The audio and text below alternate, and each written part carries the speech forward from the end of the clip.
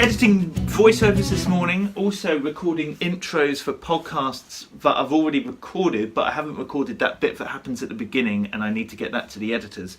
Hey, how you doing? Hey, how you doing? I'm Steve. Hey, how you doing? I'm Steve Hollins.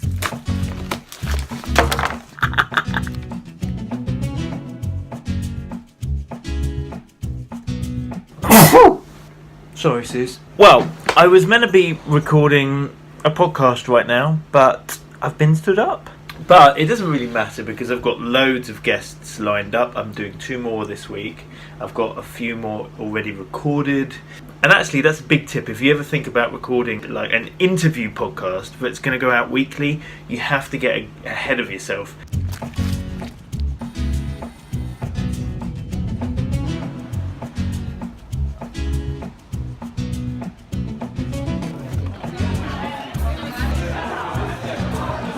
It wasn't a wide enough shot.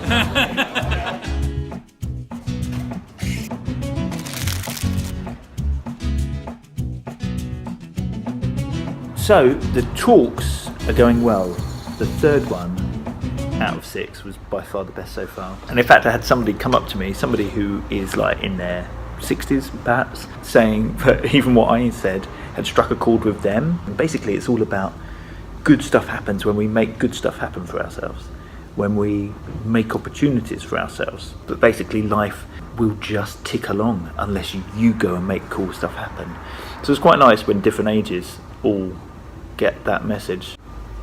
But in between the talks, I had a phone call from somebody who wants a video made this week and want to do a conference call in an hour, which is when I'm on my lunch break. So I'm just reading through their notes in preparation for that, just squeezing in as much of a day.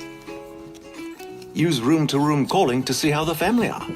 Alexa, drop in on the kitchen. Alexa, turn on dining room lights. Okay.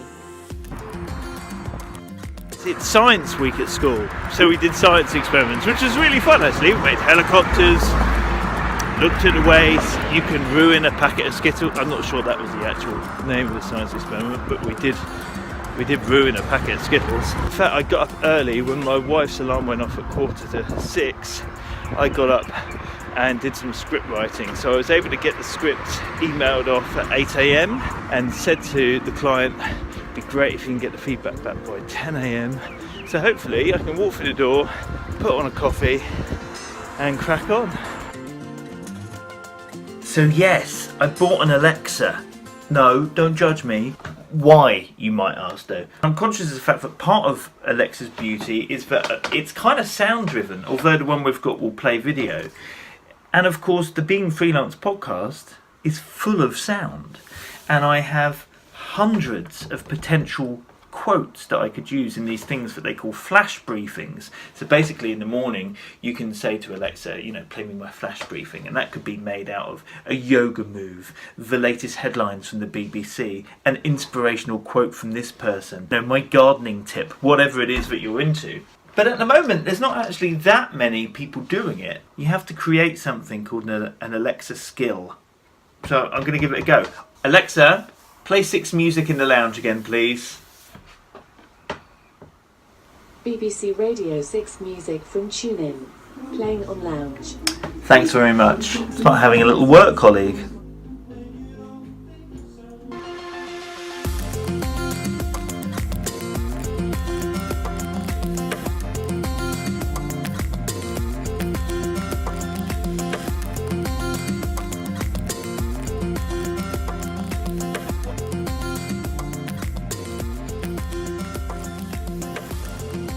Day on a shoot, which I never ever do, but the client really wanted me to go and to ask the questions, and I've got somebody else picking up the kids from school, and it's a really interesting one, and it's nice working with Luke as well. Yeah, just meeting some really nice people. It's been a fun day, but time to pick up the kids.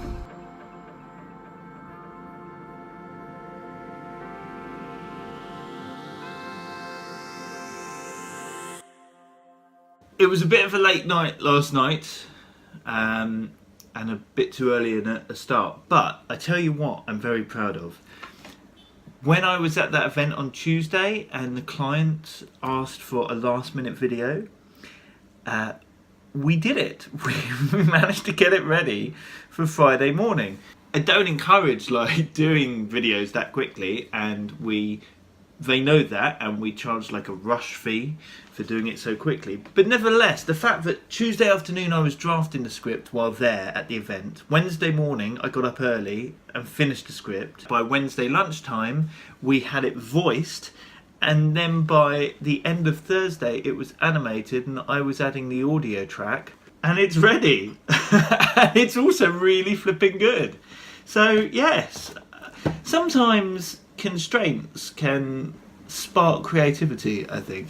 Yeah, if a video could last forever, then you can take forever writing it and fiddling with the animation, and the client can take forever fiddling with the script and showing it to too many people.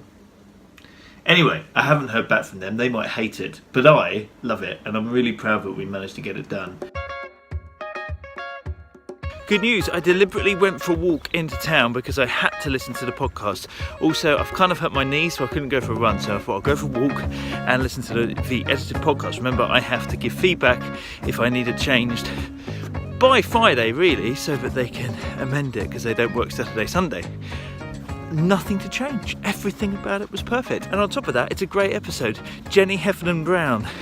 Such a fun and interesting conversation. Please do go have a listen.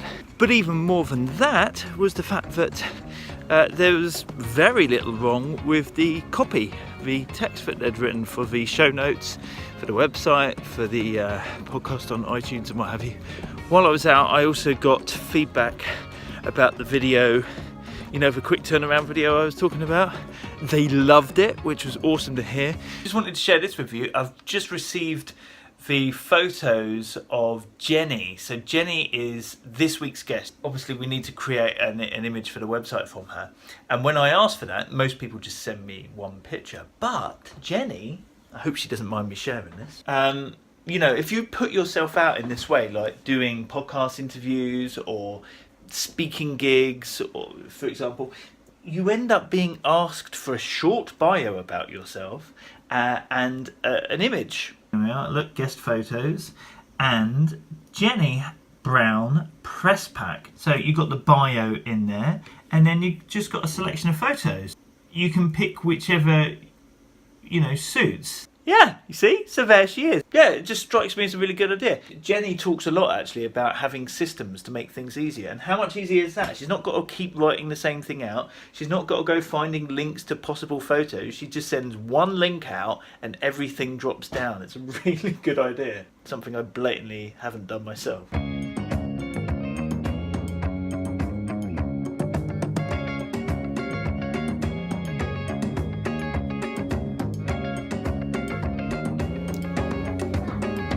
Alexa, play my flash briefing.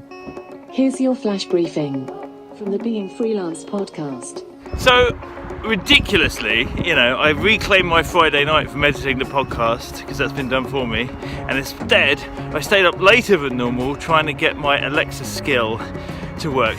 The actual Amazon Alexa developer site is really simple for people like me who don't know how to code to use, but I just couldn't figure out how to host the audio. And then in the end, before I went to bed, I put on Twitter, I can't get this to work, I'm so close.